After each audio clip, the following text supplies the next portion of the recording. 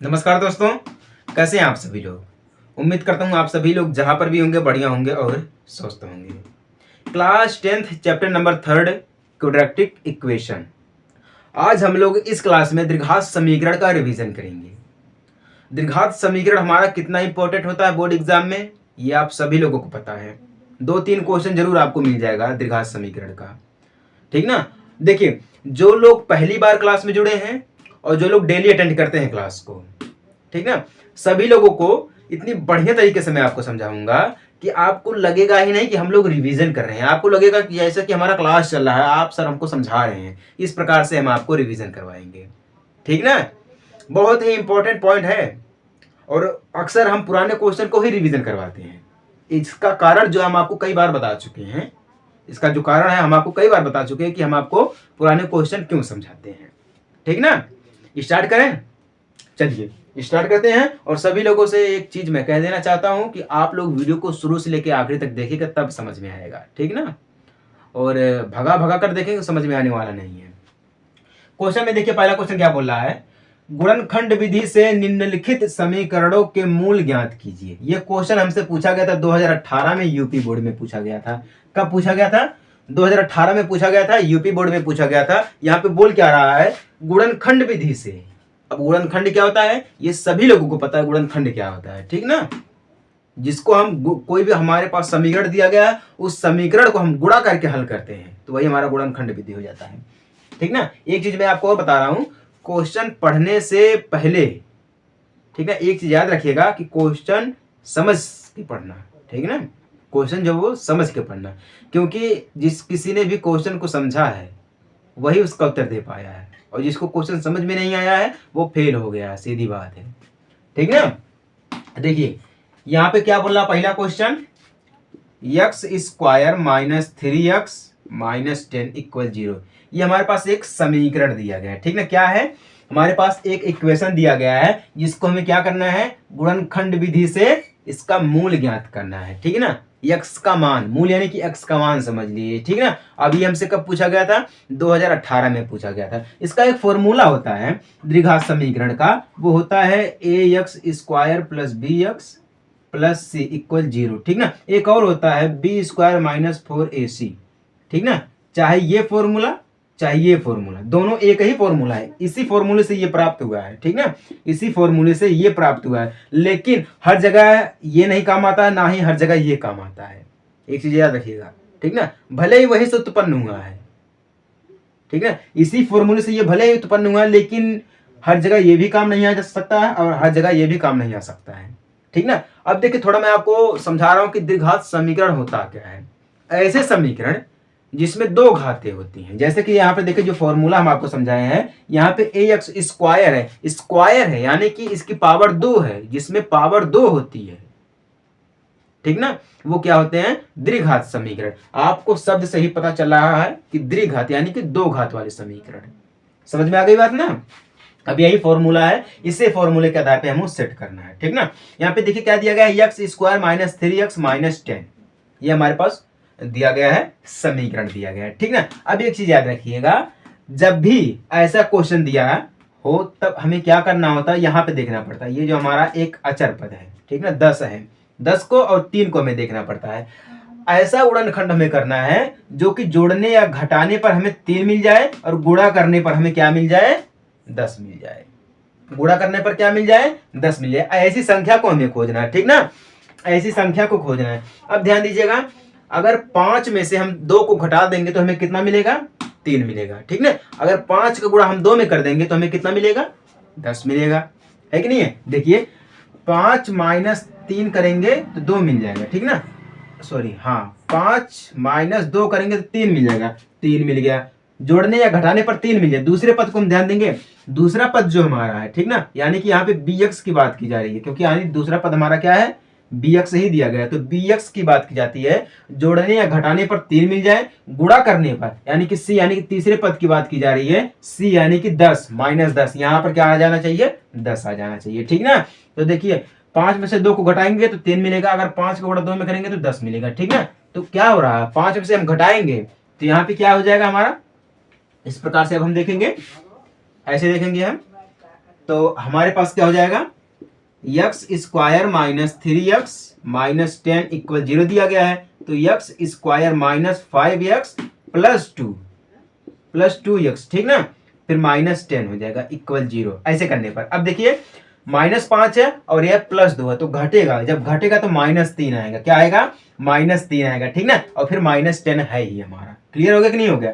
अब देखिए यहां तक तो सभी को समझ में आ जाता है, यहां तक जो है वो सभी को समझ में आ जाएगा। लेकिन अब यहाँ पे आगे कैसे करेंगे उसको जरा प्रोसेस समझ लेते हैं। यहाँ पे देखिए एक्स स्क्वायर माइनस 5x, इसको एक साथ कर लेते हैं, फिर 2x माइनस 10 इसको हम एक साथ में कर लेते हैं। क्या करते हैं, ये देखिए यहाँ पर एक्स स्क्वायर माइनस 5 इसको हम एक साथ में कर लेते हैं, प्लस में बीच है, ठीक ना, प्लस में जो बीच है उसको हम क्या करते हैं 2x माइनस 10 इसको हम एक साथ कर लेते हैं, ठीक ना। अब जब हम इसको साथ कर लेंगे, अब देखिए यहाँ पे कुछ कॉमन दिख रहा है आपको, दोनों संख्या में जो कॉमन दिख रहा है उसको हम कॉमन कर लेंगे, ठीक ना। तो कॉमन दिख रहा है, यहाँ पे हम x को कॉमन करेंगे तो क्या बचेगा, एक बार x बचेगा, ठीक है, फिर -5 बचेगा, ये बचेगा, ठीक ना। क्या बचेगा, -5 बचेगा, क्योंकि माइनस का चिन्ह है। क्लियर ना। फिर प्लस लगाएंगे, यहाँ पे प्लस का चिन्ह है तो हम क्या करेंगे, यहाँ पर प्लस लगाएंगे। फिर यहाँ पे देखिए 2x माइनस 10 दिया गया है। यहाँ पे कोई ऐसी संख्या है जिसको हम कॉमन कर सकते हैं, यहाँ पर कोई ऐसी संख्या है जिसको हम कॉमन कर सकते हैं, हाँ है, 2 को हम कॉमन कर सकते हैं।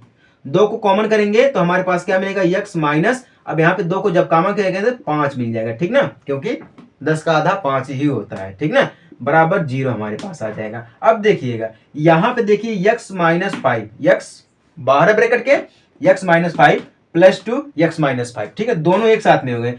तो हमें इसको और इसको एक साथ में करना, कैसे करेंगे देखते हैं। यहां से इसको मैं हटाता हूं, ठीक ना, कैसे करेंगे ध्यान दीजिएगा, बहुत ही मस्त है। x minus 5 plus 2 x minus 5, यही दिया गया ना, 0 यही दिया गया ना। अब यहाँ पे समझाते हैं, हम कॉमन करेंगे, x माइनस 5 को एक साथ में कर लेंगे, ठीक ना। फिर क्या करेंगे हम x, अब इन दोनों को करेंगे, x प्लस 2 इक्वल 0। अब देखिए हमें क्या निकालना था, मूल निकालना था। किस अनुसार लगाना था हमें, गुणनखंड विधि। यहाँ पे जिस विधि का हम प्रयोग किए हैं इसी को बोलते हैं गुणनखंड विधि। गुणनखंड विधि इसी को बोलते हैं। जैसे कि यहाँ पे देखिए हम यहाँ पे ऐसी संख्या को लिए हैं जो कि जोड़ने या घटाने पर 3 आ जाए और गुणा करने पर हमें क्या मिल जाए, 10 मिल जाए, ठीक ना। तो यही हमारा होता है गुणनखंड विधि, इसी को हम बोलते हैं गुणनखंड विधि। समझ में आई कि नहीं आई, मल्टीप्लिकेशन मेथड या मल्टीप्लाई मेथड, समझ में आई बात ना। अब देखिए हमें क्या यहाँ पे निकालना है, मूल ज्ञात करना, किसका, समीकरण का। जब मूल ज्ञात करना तो यहाँ पे एक बार हम x लेंगे, x माइनस 5 इक्वल 0 कर देंगे, ठीक ना। तो क्या हो जाएगा, x माइनस 5 हो जाएगा तो प्लस हो जाएगा, x प्लस हो जाएगा, ठीक ना। एक बार क्या मिल गया हमें, x का मान जो है 5 मिल गया। फिर अब हम यहाँ पे लेंगे x प्लस 2 इक्वल 0, ठीक ना। तो x है यहाँ पे प्लस है तो सर माइनस हो जाएगा, इक्वल -2। देखिए क्या मिला हमें, एक बार x का मान क्या मिला है, 5 मिला है, फिर और क्या मिला हमें है, -2 मिला है। अब यहाँ पे ध्यान दीजिएगा 5 और -2, ठीक ना। तो हम क्या करेंगे, यहाँ पर जो समीकरण हमारा दिया गया है x square minus 3x minus 10 equal 0 का जो मूल होगा, इसका जो मूल, हमें मूल ही ज्ञात करना है, जो मूल होगा ये क्या होगा, x equal 5 and x equal -2, क्या होगा, -2, यही इसका मूल होगा, ठीक ना। इस समीकरण का मूल होगा x equal 5 and x equal -2, यही इसका आंसर है, ठीक ना। और इसी मेथड से लगाएंगे हम, अगर इसी मेथड से लगाएंगे हम तभी हमको 2 या 4 नंबर मिल सकता है, ठीक ना। गुणनखंड विधि करने का 4 प्रकार से हम करते हैं, ठीक है, जो कि यहाँ पे देखिए एक तो हो गया है, ठीक ना। अब ये दूसरा है, अब ये तीसरा है, चौथा है, बिल्कुल सेम इसी प्रकार से लगेगा। लेकिन करना क्या है, जो संख्या है उसको हम ध्यान देंगे, ठीक ना। यहाँ पे देखिए संख्याएं सारी के सारी क्या दी गई हैं, अलग अलग संख्याएं दी गई हैं, ठीक ना। यहाँ पे जो संख्याएं दी गई हैं वो अलग अलग दी गई है। अब ध्यान से देखेंगे, सभी को बारी बारी से हल करेंगे, ठीक ना। अगर आपकी इच्छा है तो एक आध छोड़ देंगे आपके लिए भी, क्यों, आपके लिए छोड़ देंगे, आप भी देख सकते हैं, कर सकते हैं। दूसरा क्या दिया गया है, 2x square plus x minus 6 equal 0, क्या दिया गया है, एक कॉल में 0 दिया गया है। अब यहाँ पे देखिए सबसे बड़ी बात ये हो जाती है, जो हमारा दूसरा पद है, यहाँ पे bx होता है ना, तो दूसरा पद क्या है, सिर्फ x दिया गया है, कोई संख्या नहीं दी गई, सिर्फ x दिया गया है। क्या दिया गया है, सिर्फ x दिया गया है, ठीक ना। तो हम क्या करेंगे, यहां से ऐसी संख्या को हम प्राप्त करेंगे, ठीक ना, ऐसी संख्या को प्राप्त करेंगे हम जो कि, अब देखिए यहां पे देखिए क्या हम करेंगे, गुणनखंड विधि है तो उसी का हम प्रयोग करेंगे, क्यों, ध्यान दीजिएगा, उसी का हम प्रयोग करेंगे। तो यहाँ पे मैं लिख रहा हूं गुणनखंड विधि, ठीक ना। देखिए यहाँ पे हमें 2x स्क्वायर को ध्यान देना है, ठीक ना। तो हम क्या करेंगे, यहाँ पर 2x स्क्वायर कर देंगे प्लस में, क्या करेंगे हम यहाँ पर प्लस करेंगे, ठीक ना।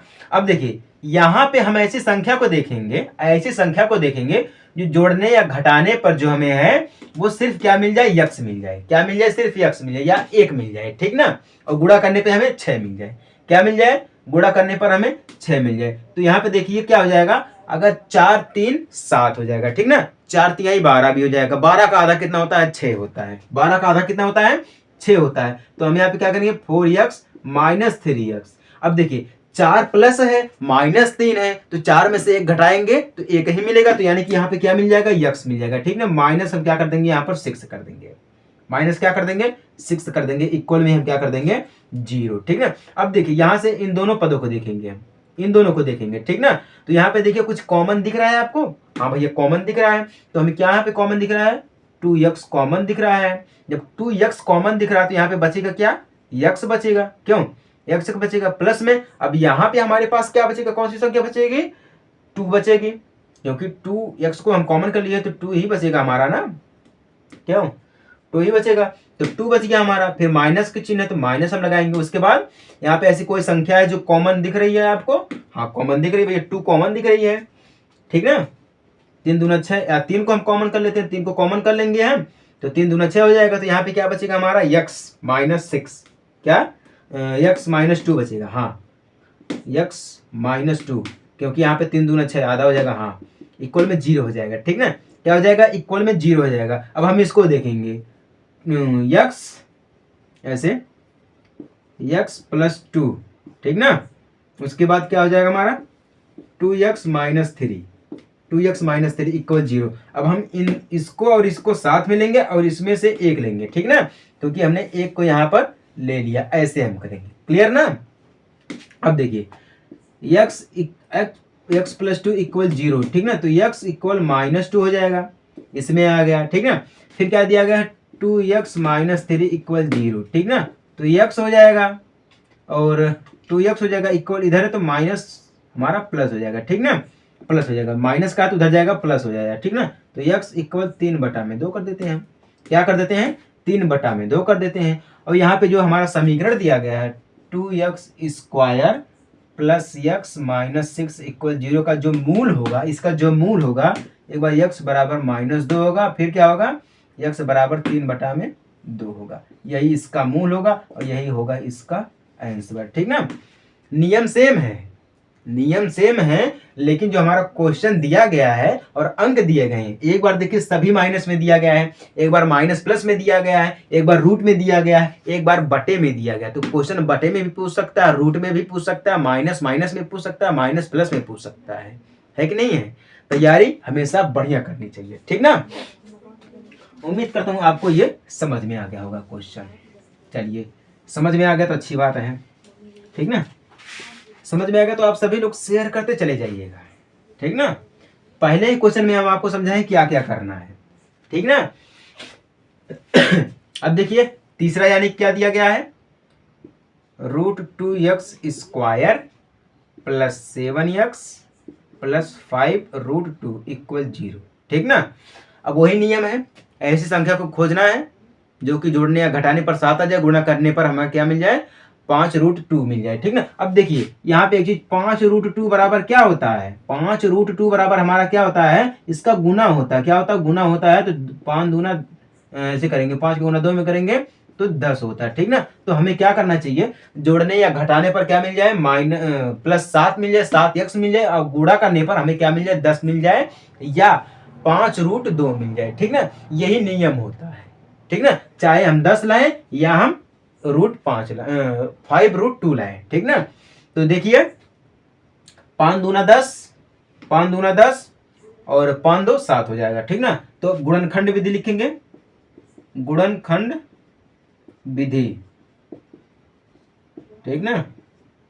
तो √2x² प्लस 5 दूना 10 5x प्लस 2x, ठीक ना, प्लस 5√2 इक्वल 0, यही हमारे पास हो जाएगा। क्लियर ना। ये क्या है, गुणनखंड विधि। अब हम इन दोनों को साथ में लेंगे जैसा कि हम आपको बोल रहे थे, ठीक ना। जब साथ में लेंगे तो यहाँ पे क्या आ जाएगा हमारा, ऐसा हम कर सकते हैं, कोई ऐसी चीज है जिसको हम कर सकते हैं, x को बाहर कर देंगे। अगर एक बार हम x को बाहर कर देंगे तो √2x प्लस 5 मिल जाएगा। क्या मिल जाएगा, प्लस 5, क्योंकि x को एक बार बाहर कर दिया हमने, ठीक ना।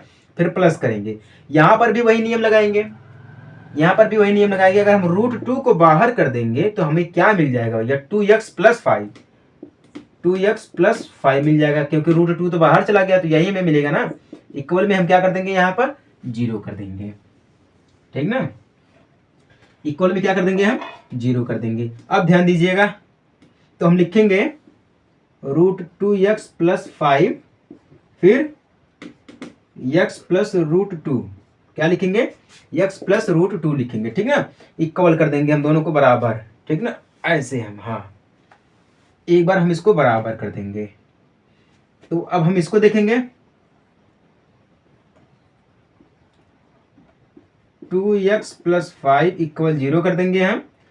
तो √2x इक्वल -5, तो x बराबर -5 बटा में √2, ठीक ना, ये आ जाएगा। फिर x प्लस √2 कर देंगे हम, क्यों, इक्वल 0 कर देंगे, तो x इक्वल -√2 कर देंगे। क्या कर देंगे, -√2 कर देंगे। क्लियर ना, -√2। अब ये जो हमारा इक्वेशन दिया गया है, √2x² plus 7x plus 5√2 equal 0, इसका जो मूल होगा वो x इक्वल -5 बटा में √2 होगा, ठीक ना। फिर x इक्वल -√2 होगा, ठीक ना, -√2 होगा। लेकिन याद रखिएगा, जब भी मूल मिलता है तब हमारा पॉजिटिव में ही मिलता है, ठीक ना। तो इस वजह से क्या हो जाएगा, हमारा एक खत्म हो जाएगा, एक को हमें खत्म करना पड़ेगा, ठीक ना। तो यहाँ पे x इक्वल 5/√2 मिल जाएगा और x इक्वल -√2 मिल जाएगा। जब भी मूल मिलेगा हमारा प्लस में मिलेगा, ठीक ना। अगर दोनों माइनस में हो जाएगा तो ये गलत हो जाएगा। तो एक को हमें मूल में लाने के लिए एक को माइनस को खत्म करना पड़ेगा, ठीक ना। तो हम ऊपर वाले को खत्म कर देते हैं। समझ में आई आपको ये चीज, देख लीजिएगा, सारा प्रोसेस है, बिल्कुल आपके सामने कर रहा हूँ, एक एक चीज आपको तोड़कर बिल्कुल खंड करके समझा रहा हूँ, क्योंकि गुणनखंड विधि है तो खंड करके आपको मैं समझा रहा हूँ। समझ में आई बात आपको। किसी को अगर ना समझ में आए, किसी को भी अगर ना समझ में आए तो वो कमेंट कर सकता है, ठीक ना। हम डेली कमेंट्स पढ़ते रहते हैं और आप सभी लोगों को देखते रहते हैं, कौन है जो लाइक करता है और कौन है जो सब्सक्राइब करता है, कौन है जो शेयर करता है और कौन है जो कमेंट करता है, ठीक है। अब देखिए लास्ट वाला क्या दिया गया है, 2x² minus x plus 1/8 equal 0। उम्मीद करता हूँ आप ये सब लगा ले जाएंगे, ठीक ना। तो ये देखिए बटा में दिया गया, तो बटा में तो ऐसे हल नहीं होगा। हल करने के लिए हमें सबसे शुद्ध समीकरण मिलाना पड़ेगा। किसमें, शुद्ध समीकरण मिलाना पड़ेगा। शुद्ध समीकरण हमारा क्या होता है, 2x। अब हम क्या करेंगे, यहाँ पे देखिए, शुद्ध समीकरण लाने के लिए हमें क्या करना पड़ेगा, गुणा करना पड़ेगा।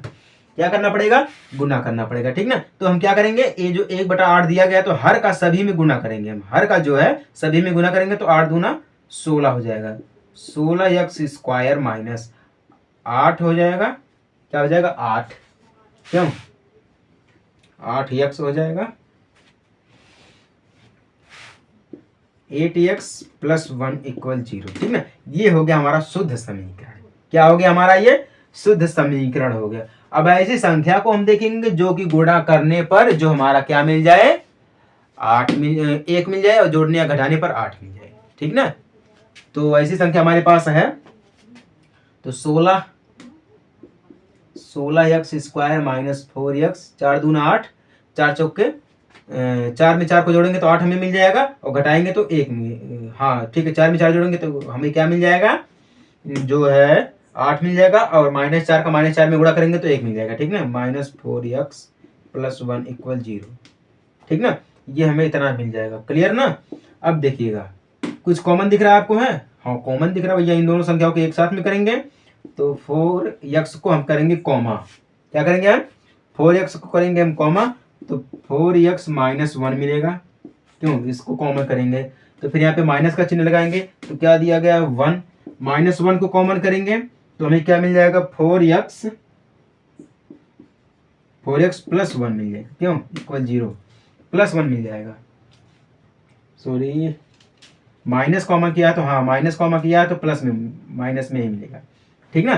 तो अब देखिएगा 4x माइनस 1 फिर 4x माइनस 1, क्लियर ना, इक्वल 0। तो 4x माइनस 1 इक्वल 0, तो x इक्वल 1/4 मिल जाएगा। फिर ये भी वही मिल जाएगा, 4x माइनस 1 इक्वल 0, तो 4x इक्वल माइनस का हो जाएगा प्लस हो जाएगा 1, तो हमें क्या मिल जाएगा, x इक्वल 1/4, ठीक ना, 1/4 मिल जाएगा। तो 2x square minus x plus 1/8 equal 0 का जो मूल होगा, x बराबर 1/4 होगा, फिर x बराबर 1/4 होगा, क्लियर ना, यही इसका मूल होगा, ठीक ना। दोनों क्या मिल जाएंगे, एक ही संख्या प्राप्त हो जाएगी, क्लियर ना।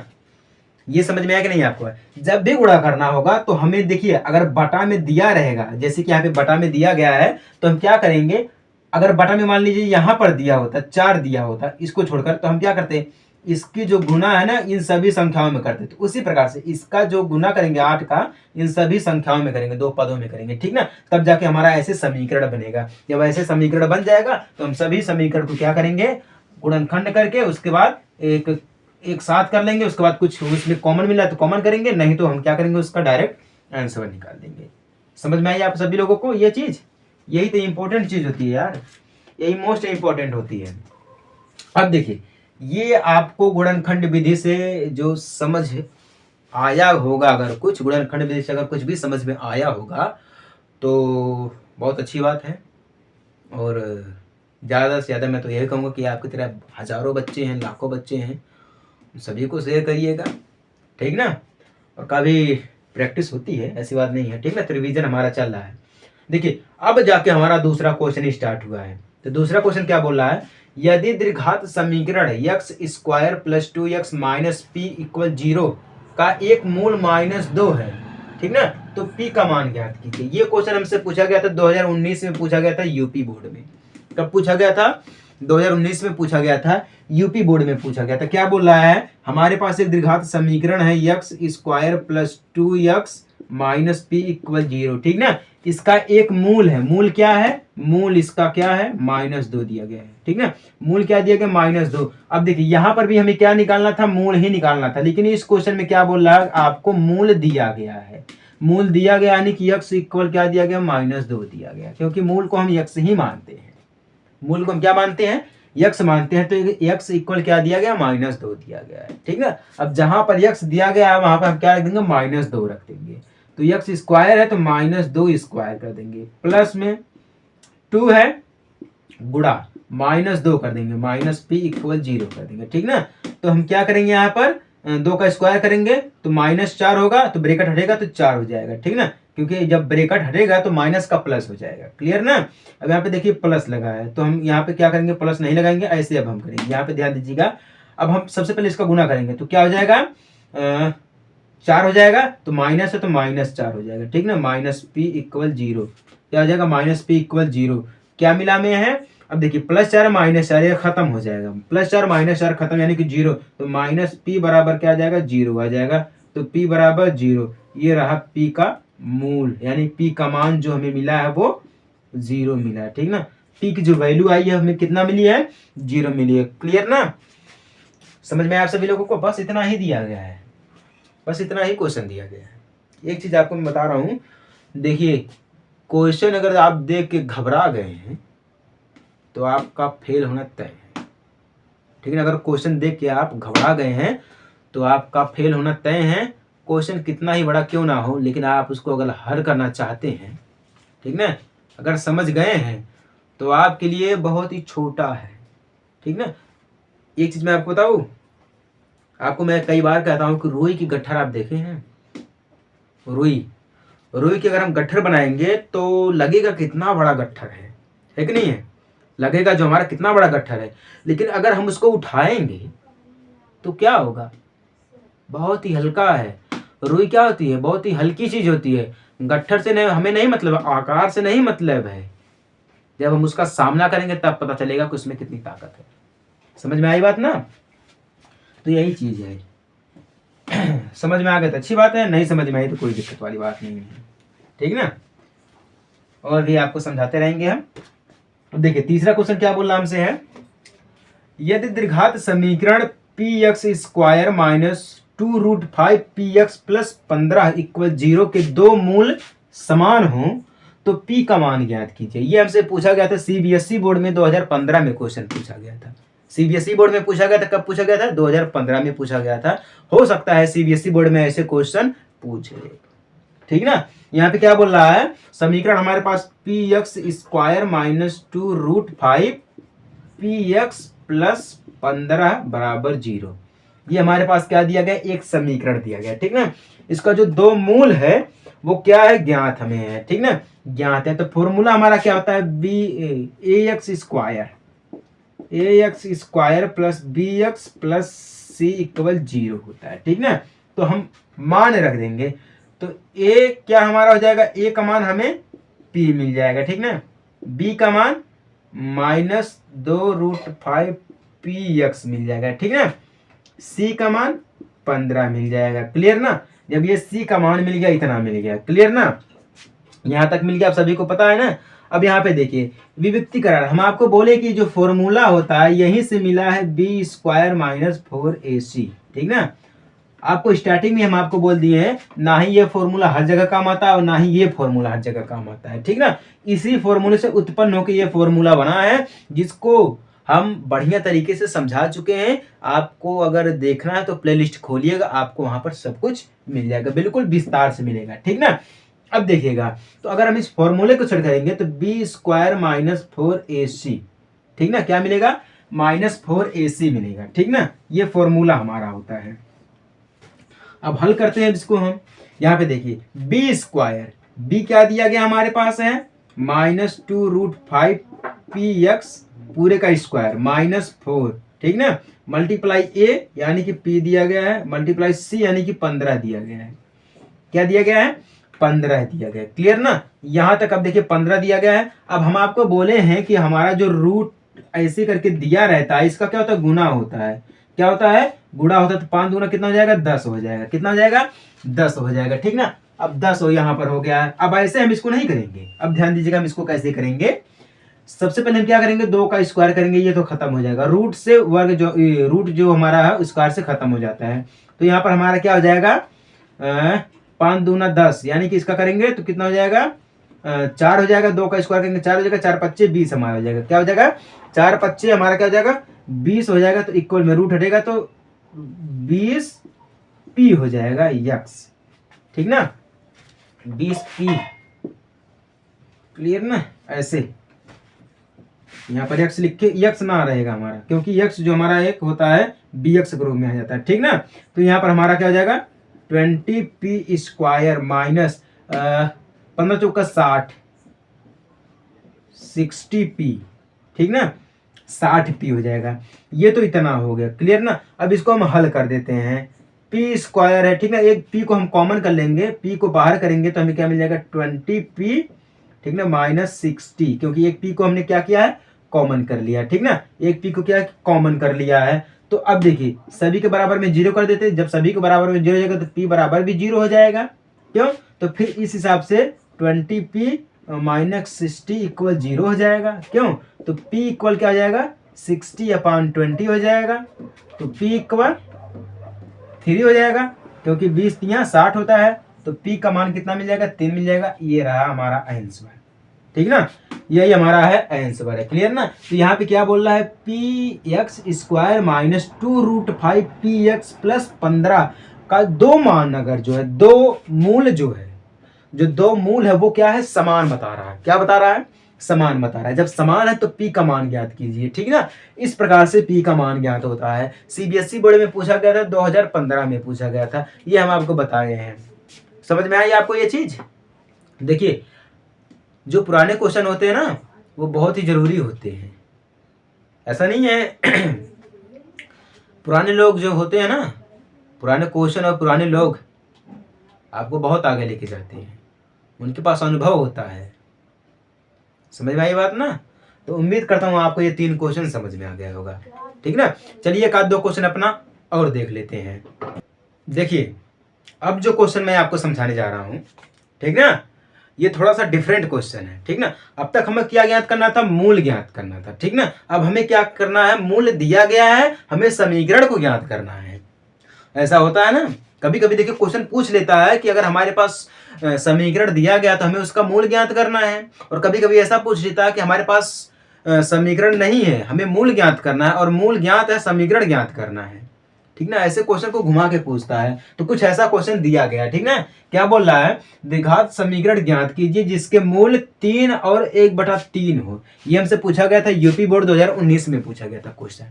ठीक ना, तो यहाँ पे इसका मूल क्या दिया गया है, मूल दिया गया है 3 एंड 1/3। ठीक ना, तो इसके लिए एक फॉर्मूला होता है, वो होता है x² माइनस मूलों का योग,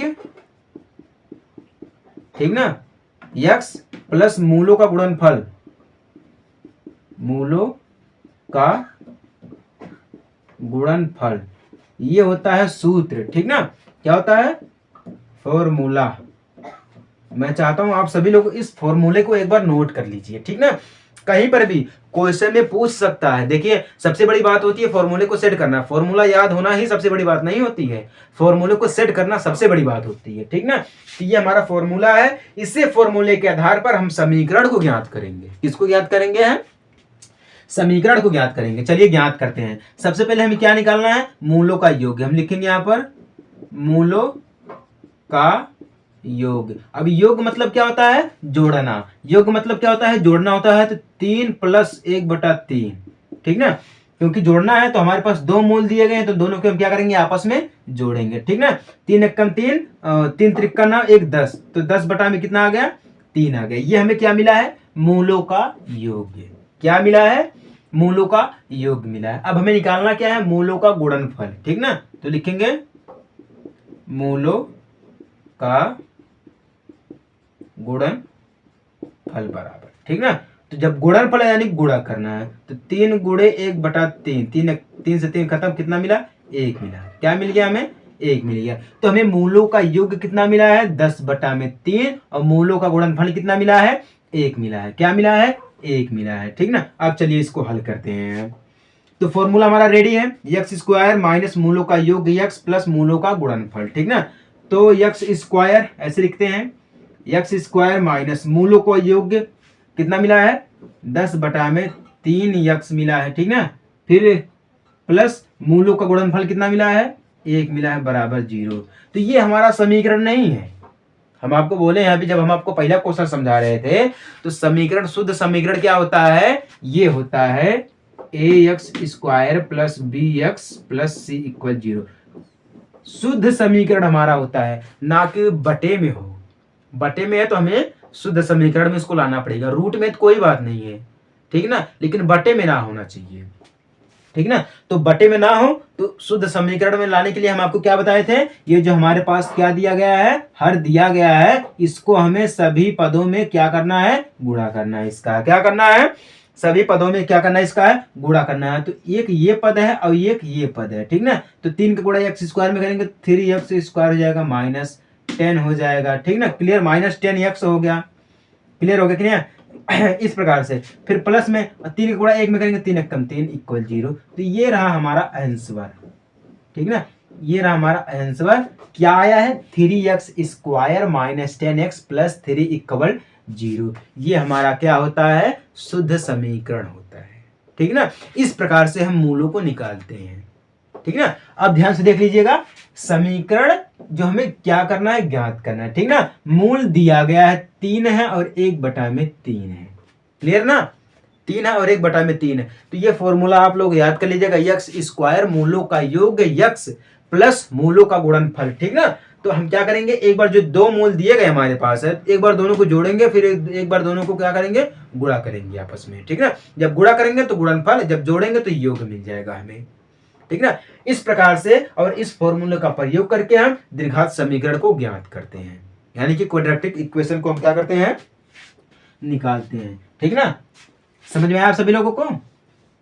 देखिए समझ में आ गया तो अच्छी बात है, नहीं समझ में आया तो कोई दिक्कत वाली बात नहीं है। बस आप लोग को करना क्या है कि कमेंट करना कि सर हमें या भैया हमें समझ में नहीं आया, ठीक ना।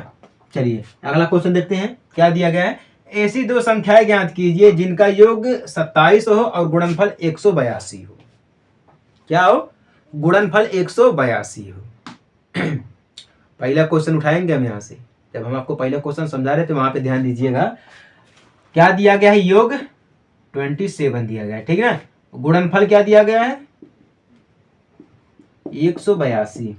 क्या दिया गया है? 182 दिया गया है, ठीक ना। हम आपको बोले थे जब गुणनखंड विधि से करना होगा तो ऐसी संख्या को हम खोजेंगे जोड़ने या घटाने पर 27 मिल जाए और गुणा करने पर 182 मिल जाए तो वह होती है गुणनखंड विधि, ठीक ना। ऐसी ही संख्या को खोजेंगे हम, ठीक ना। तो आप लोगों की नजर में अगर नहीं होगी तो मैं बता दे रहा हूँ 13 का गुना अगर हम 14 में करेंगे तो 182 मिलेगा, ठीक ना। और 13 और 14 को जोड़ेंगे तो हमें कितना मिलेगा? 27 मिलेगा, ठीक ना। तो x इक्वल एक बार 13 मिलेगा, फिर x इक्वल एक बार 14 मिलेगा। क्लियर ना। ये होता है दोनों का मूल, यानी कि गुणनफल 182 यानी कि योग 27 हो गया और ये जो हमारा गुणनफल 182 हो गया। दोनों को हम क्या करेंगे? आपस में जोड़ देंगे और उसके बाद क्या कर देंगे? आपस में गुणा कर देंगे, ठीक ना। ये रहा आपका आंसर। x बराबर हमें क्या मिल गया है? 14 मिल गया और एक x बराबर 13 मिल गया। लेकिन ऐसे नहीं होगा, ऐसे नहीं होगा। अगर आपका 4 नंबर का क्वेश्चन है, अगर आप ऐसे डायरेक्ट कर देंगे तो आपको 1 नंबर मिलेगा, सिर्फ 3 नंबर कट जाएगा।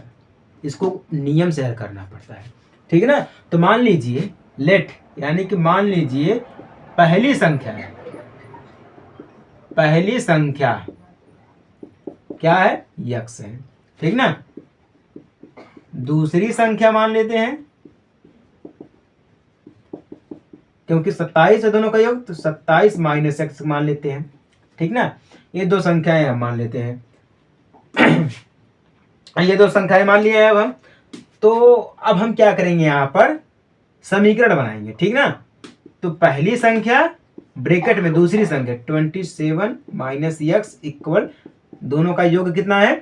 गुणनफल कितना है? 182 है, ठीक ना। तो ऐसे हम करेंगे तो माइनस एक्स स्क्वायर हो जाएगा, क्योंकि ये माइनस का माइनस एक्स स्क्वायर हो जाएगा, फिर प्लस में 27x हो जाएगा, इक्वल में ये माइनस का है तो 182 माइनस का हो जाएगा, ठीक ना। ये माइनस का हो जाएगा तो हम चिन्ह को बदलेंगे तो x स्क्वायर हो जाएगा, ठीक ना।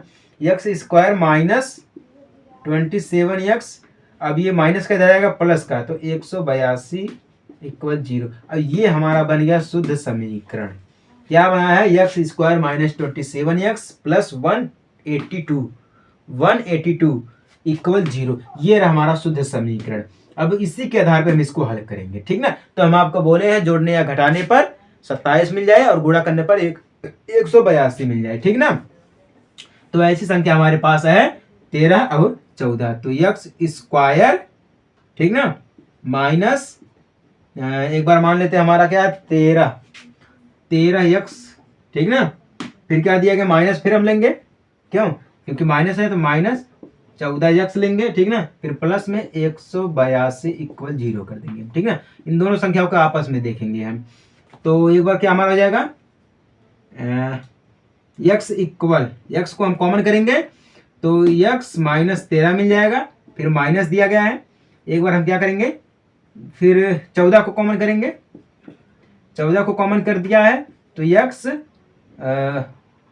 माइनस का है तो हमारा ये हो जाएगा प्लस का हो जाएगा। फिर क्या हमें मिल जाएगा? यहाँ पर है 13 मिल जाएगा, क्यों?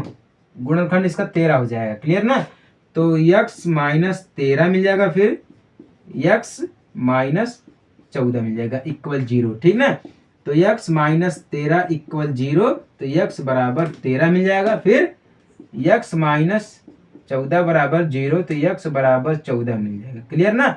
तो अब देखिए यहाँ पे जो समीकरण हमारा बना है x square minus 2x minus 27x plus 182, ठीक ना, 182। तो यहाँ पर जो इसका समीकरण, इसका जो गुणनफल होगा वो क्या होगा? x बराबर 13 होगा, फिर x बराबर 14 होगा। यही होगा आपका राइट आंसर, ठीक ना।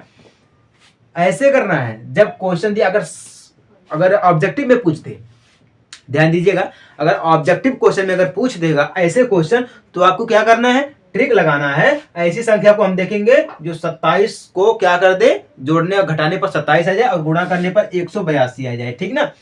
तब ऐसे हम करेंगे, तो हम क्या करेंगे, गुना करेंगे और ऐसी संख्या को देखेंगे जो जोड़ने या घटाने पर 27 आ जाए, ठीक ना। तो जब आ जाएगी, जब दो ही संख्या होगी, क्योंकि दो ही संख्या होती है, जोड़ने या घटाने पर 27 मिलेगी, जो और दो ही संख्या गुणा करने पर हमें 182 मिलेगी। तो 13 और 14 को हम क्या करेंगे, जोड़ेंगे तो 27 और गुणा करेंगे तो 182 मिलेगा, ठीक ना। ऑब्जेक्टिव में अगर पूछ लेगा तो 13 अगर x बराबर 13 दिया होगा या x बराबर 14 दिया होगा, दोनों में से आप किसी पर क्लिक कर देंगे तो आपका राइट आंसर हो जाएगा, ठीक ना। अगर पूछ ले इसको ज्ञात कीजिए, जब ज्ञात करने के लिए बोल दे तो आपको इस प्रकार से ज्ञात करना पड़ेगा, ठीक ना। तब वहां पर ट्रिक नहीं चलेगी। अगर ट्रिक का प्रयोग करेंगे तो आपको, अगर वही बोले अगर आपको 4 नंबर मिलेगा, ठीक है, क्वेश्चन दिया है तो आपको एक ही नंबर मिल जाएगा वहां पर, ठीक है। अगर ज्ञात करके लगाएंगे बिल्कुल विविक्तीकरण से, यानी कि प्रश्नानुसार लगाएंगे, बिल्कुल शॉर्ट तरीका नहीं यूज करेंगे, सिंपल तरीका से लगाएंगे इसको और लॉन्ग में लगाएंगे तो आपको 4 का 4 नंबर पूरा मिल जाएगा। समझ में आई बात ना आपको।